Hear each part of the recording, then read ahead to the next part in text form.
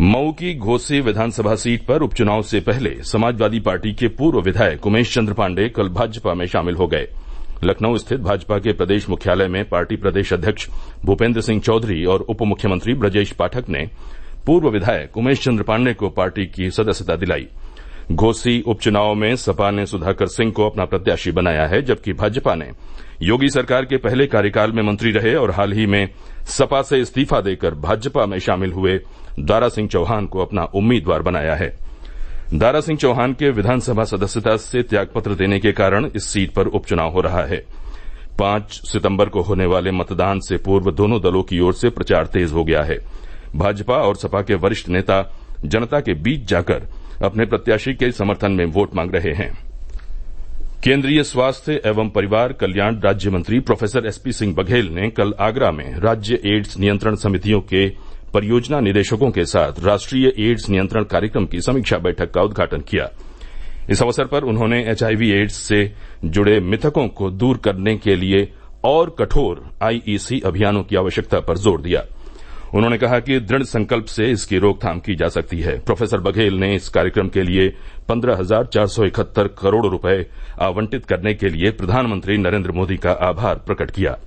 उन्होंने कहा कि ये भारत से एचआईवी एड्स के उन्मूलन के प्रति प्रधानमंत्री की गहन प्रतिबद्धता को दर्शाता है। नेपाल जाने वाले ट्रकों से अवैध वसूली के आरोप में कल महाराजगंज के एआरटीओ और यात्री कर अधिकारी समेत 8 लोगों को गिरफ्तार किया गया। सभी के खिलाफ मुकदमा दर्ज किया गया। महाराजगंज के एएसपी आतिश कुमार सिंह और एडीएम पंकज कुमार वर्मा ने संयुक्त प्रेस वार्ता में बताया कि आरोपी जनपद की भारत नेपाल सीमा की तरफ जाने वाले विभिन्न मार्गों पर ट्रकों, मालवाहक और पर्यटक वाहनों को रोककर चालान के नाम पर बड़े पैमाने पर वसूली करते थे, जिसके संबंध में एक ट्रक चालक ने लिखित शिकायत दी, जिस पर जांच में ये आरोप सही पाए गए और अभियुक्तों को गिरफ्तार किया गया। पिछड़ा वर्ग कल्याण एवं दिव्यांग जन सशक्तिकरण राज्य मंत्री नरेंद्र कश्यप ने कल लखनऊ में प्रेस वार्ता में बताया कि दिव्यांग दंपति के लिए शादी प्रोत्साहन पुरस्कार प्राप्त करने के लिए रजिस्ट्रेशन की बाध्यता को समाप्त कर दिया गया है। शादी प्रोत्साहन योजना के अंतर्गत दिव्यांग दंपति को 35,000 रुपए की धनराशि दी जाती है। उन्होंने कहा कि वर्तमान परिस्थितियों को देखते हुए मोबाइल कोर्ट के माध्यम से विभिन्न जनपदों में राज्य दिव्यांग आयुक्त द्वारा दिव्यांगजनों की समस्याओं का निराकरण किया जा रहा है। राज्यपाल और कुलाधिपति आनंदीबेन पटेल ने गोरखपुर के पंडित दीनदयाल उपाध्याय गोरखपुर विश्वविद्यालय और जौनपुर के वीर बहादुर सिंह पूर्वांचल विश्वविद्यालय के लिए नए कुलपति नामित किए हैं। लखनऊ विश्वविद्यालय में अधिष्ठाता छात्र कल्याण और अकादमिक प्रोफेसर पूनम पांडे को डीडीयू गोरखपुर विश्वविद्यालय का नया कुलपति नियुक्त किया गया है। वे वर्तमान कुलपति प्रोफेसर राजेश सिंह का स्थान लेंगी, जिनका कार्यकाल आगामी 5 सितंबर को समाप्त हो रहा है। वहीं कुलाधिपति ने इलाहाबाद विश्वविद्यालय की प्रोफेसर वंदना सिंह को जौनपुर के वीर बहादुर सिंह पूर्वांचल विश्वविद्यालय का नया कुलपति नियुक्त किया है। पूर्वांचल विश्वविद्यालय की वर्तमान कुलपति प्रोफेसर निर्मला एस मौर्य का कार्यकाल 16 अगस्त को समाप्त हो गया था। प्रदेश में आज से मानसून की गतिविधियों में कमी आने के आसार हैं। पिछले 2-3 दिनों से हुई वर्षा के कारण राज्य के अधिकांश जिलों में अधिकतम तापमान 30 डिग्री सेल्सियस और न्यूनतम तापमान 25 डिग्री सेल्सियस के आसपास रहा। मौसम विभाग के अनुसार आज पूर्वी उत्तर प्रदेश में कुछ स्थानों पर और पश्चिमी उत्तर प्रदेश के कुछ छिटपुट स्थानों पर हल्की से मध्यम वर्षा हो सकती है। मुख्यमंत्री योगी आदित्यनाथ ने कल लखनऊ के लोक भवन में प्रधानमंत्री स्वनिधि योजना और स्वयं सहायता समूह ऋण योजना के तहत 11,000 लाभार्थियों को ऋण वितरित किया। इस अवसर पर अपने संबोधन में उन्होंने कहा कि डबल इंजन की भाजपा सरकार रेहड़ी पटरी वालों और गरीबों के साथ हमेशा खड़ी है। उन्होंने कहा कि पीएम स्वनिधि योजना से जुड़े स्ट्रीट वेंडर्स को 5 लाख रुपए का बीमा सुरक्षा कवर उपलब्ध कराया जा रहा है।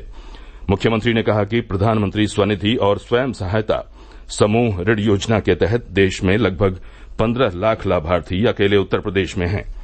उन्होंने कहा कि इतनी बड़ी संख्या में स्ट्रीट वेंडर्स को सरकार ने अपना रोजगार बढ़ाने के लिए ऋण उपलब्ध कराया है। इस योजना के तहत समय पर बैंक को ऋण चुकाने पर ब्याज लगभग 0 होता है। मुख्यमंत्री ने कहा कि प्रदेश सरकार की नीतियों और योजनाओं का असर धरातल पर दिख रहा है। उन्होंने कहा कि आज उत्तर प्रदेश देश में सर्वाधिक निवेश प्राप्त करने वाला राज्य बनकर उभरा है। नए भारत का नया उत्तर प्रदेश है।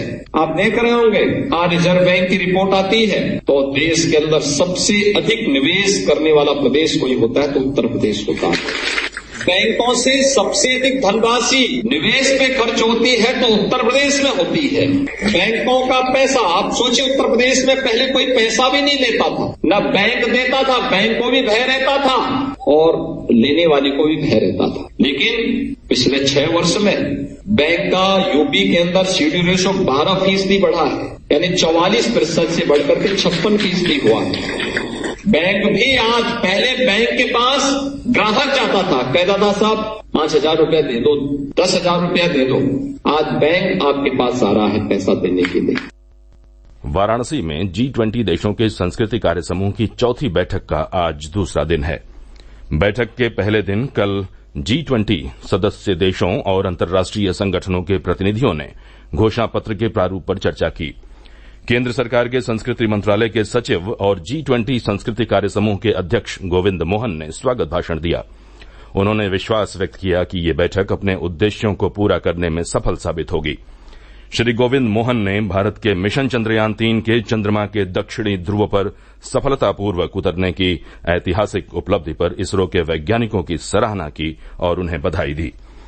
संस्कृति मंत्रालय की संयुक्त सचिव और G20 संस्कृति कार्य समूह की सह अध्यक्ष लिली पांडे ने खजुराहो में पहली बैठक के बाद से संस्कृति कार्य समूह की बैठकों की प्रगति की जानकारी दी। उन्होंने हम्पी में संस्कृति कार्य समूह की तीसरी बैठक को अत्यंत महत्वपूर्ण बताया। उन्होंने कहा कि इस बैठक ने संस्कृति कार्य समूह के कार्यों को आगे बढ़ाने में काफी मदद की। दिन भर की चर्चा के बाद प्रतिनिधियों ने सारनाथ का दौरा किया। वे सारनाथ संग्रहालय भी गए। देर शाम विदेशी प्रतिनिधियों ने भव्य सांस्कृतिक संध्या का आनंद लिया। बैठक आज भी जारी रहेगी। कल संस्कृति मंत्रियों की बैठक के साथ इसका समापन होगा। केंद्रीय मंत्री स्मृति ईरानी कल 2 दिवसीय दौरे पर अमेठी पहुंची। उन्होंने सिंहपुर के पूर्व ब्लॉक प्रमुख रंजीत सिंह के घर जाकर शोक संवेदना व्यक्त की। पूर्व ब्लॉक प्रमुख रंजीत सिंह का बीते 29 जुलाई को निधन हो गया था। केंद्रीय मंत्री ने बहादुरपुर और भावलपुर में आयोजित चौपाल में लोगों की समस्याओं को सुना और अधिकारियों को समाधान के लिए निर्देश दिया। वे देर शाम गौरीगंज नगर पालिका परिषद के कार्यालय गईं और नगर में लगे सीसीटीवी कैमरों का लोकार्पण किया। भारत निर्वाचन आयोग ने 1999 बैच के आईएएस अफसर नवदीप रिडवा को प्रदेश का नया मुख्य निर्वाचन अधिकारी नामित किया है। वे अजय कुमार शुक्ला का स्थान लेंगे।